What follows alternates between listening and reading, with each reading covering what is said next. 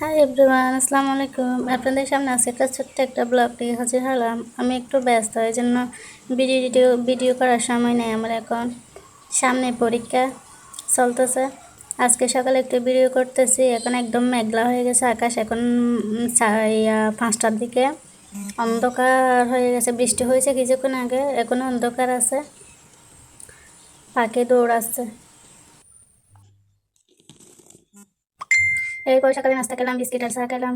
সকালের নাস্তা, এই বিস্কুটগুলো অনেক মিষ্টি, চায়ের মধ্যে ডুবাইলে আরও বেশি মিষ্টি হয়ে যায়।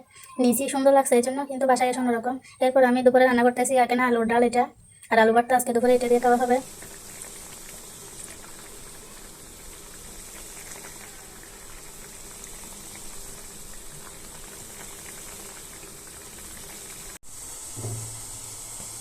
আলু ভর্তাটা আমি এখানে শুকনো মরিচ পেঁয়াজ দিয়ে একদম মেখে ফেলছি। এখন তেলের মধ্যে দিয়ে দিব।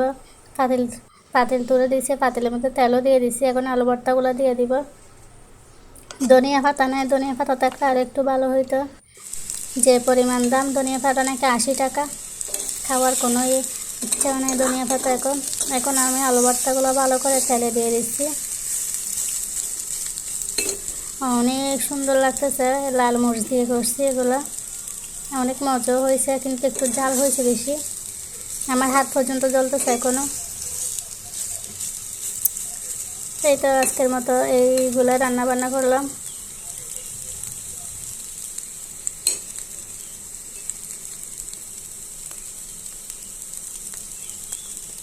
দুপুরে আমি খাওয়া দাওয়া করে ফেলছি। এগুলো আলু ভর্তা খাইছি, আলু ভর্তা ডাল দিয়ে। ডালগুলোর মধ্যে ধনিয়া পাতা দিলে একটু সুন্দর লাগতো, এখন একটু সুন্দর লাগতেছে না, কিন্তু মজা হয়েছে ডালটা। যে কোনো সুন্দর চাল, যে কোনো জিনিস যেটা বা দেখতে ভালো লাগে না, সেটা খাইতে অনেক ভালো। এই তো আজকের মতো।